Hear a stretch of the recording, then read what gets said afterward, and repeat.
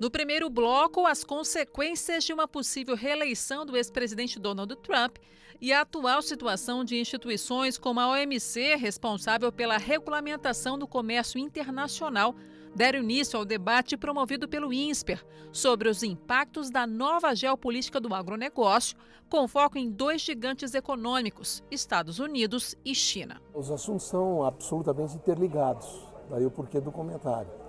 Foi Donald Trump quem fragilizou efetivamente a OMC, a partir do momento no qual ele retira os árbitros americanos, pelo peso e relevância dos Estados Unidos, aí você não consegue terminar nenhuma das causas que vão à OMC. Então, claro que um órgão de resolução de conflitos não funcionando, naturalmente fica difícil. O segundo ponto é que a OMC depende essencialmente das reuniões ministeriais de uma aprovação que seja coletiva, que seja praticamente a busca sempre de um consenso. E isso não é possível hoje em dia, com tantos conflitos e tantas diferenças, principalmente entre Estados Unidos e China. As repercussões de uma possível vitória de Trump nos Estados Unidos são profundas, domesticamente, em termos de política externa americana. Se o Trump acabar prevalecendo, uma das principais iniciativas do seu governo, a gente acredita, é um protecionismo comercial maior e uma posição muito mais bélica e agressiva na sua estratégia com relação à China.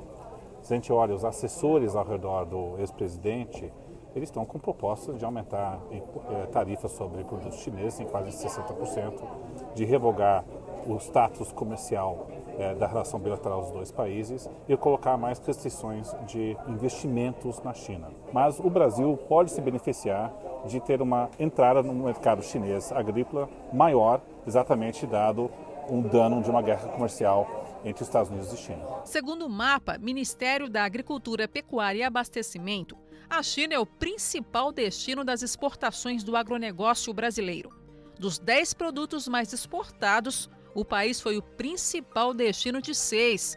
Soja em grãos, carne bovina in natura, carne de frango in natura, celulose, açúcar de cana em bruto e algodão. O evento destacou uma maior preocupação com o protecionismo de alguns países, especialmente se eles vierem de grandes potências como os Estados Unidos. Tanto Estados Unidos quanto a China têm influência direta na economia agrícola brasileira, seja como concorrentes ou como parceiros comerciais, afetando os preços das commodities e as estratégias de produção no Brasil. Já no segundo bloco, a União Europeia foi a protagonista e sua política do Green Deal, legislação para tornar a economia do bloco mais sustentável e combater as mudanças climáticas, foi questionada. Isso porque, nas últimas semanas, os agricultores europeus protestaram contra os altos custos de insumos, combustíveis e energia, num contexto de perda de renda e regras ambientais inflexíveis de Bruxelas. Dentre os motivos que resultaram em tratores bloqueando as rodovias de acesso às grandes cidades, estão regulamentos que mandam reduzir o uso de pesticidas e fertilizantes, que exigem 25% de cultivo de orgânicos e que determinam converter 4% das terras para preservação. Cai a produção europeia em função disso tudo e ela fica mais dependente de países terceiros. Com a pressão do Green Deal e ela querendo dizer que não vai comprar determinados produtos por causa de deflorestamento ou coisas desse tipo, ela começa a correr o risco de ter dificuldade de importar alimentos. E aí corre o risco de segurança alimentar. A gente olha na política na Europa, a política nos Estados Unidos, política também em alguns países na Ásia. Nós estamos com um protecionismo maior, guiado por uma necessidade de segurança nacional nas suas cadeias produtivas e também políticas de estímulo a uma transição verde que também se desdobra em um protecionismo maior também com essas políticas. Então a gente olha um mundo de conflito geopolítico, mas com mais protecionismo proveniente disso. Todo mundo sofre com esse ambiente global, inclusive o Brasil, em certa escala, mas pode trazer alguns ganhos táticos com desvios de comércio que essa guerra comercial exacerbada pode trazer. A iniciativa proposta pelo INSPER reuniu estudantes de várias instituições. Para o coordenador do INSPER Agro Global, essas discussões são importantes, pois o mundo está traçando novas rotas geopolíticas e o Brasil precisa saber se posicionar com inteligência. A gente pode, num processo de polarização, ser chamado a optar por um lado ou por outro, né?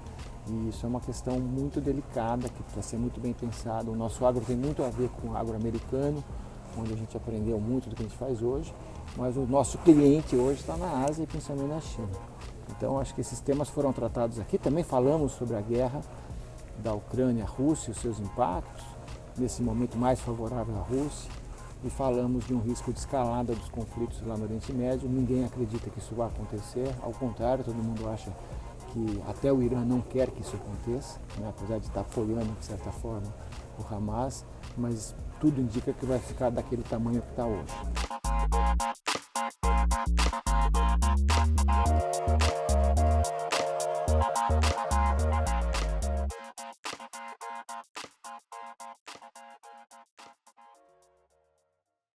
Planeta Campo, patrocínio.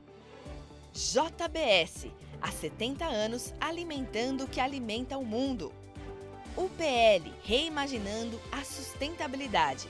Apoio, SLC Agrícola, produzindo com eficiência e sustentabilidade. Infinity, gestão de resíduos. Associação Brasileira dos Criadores de Zebu, a BCZ de todos.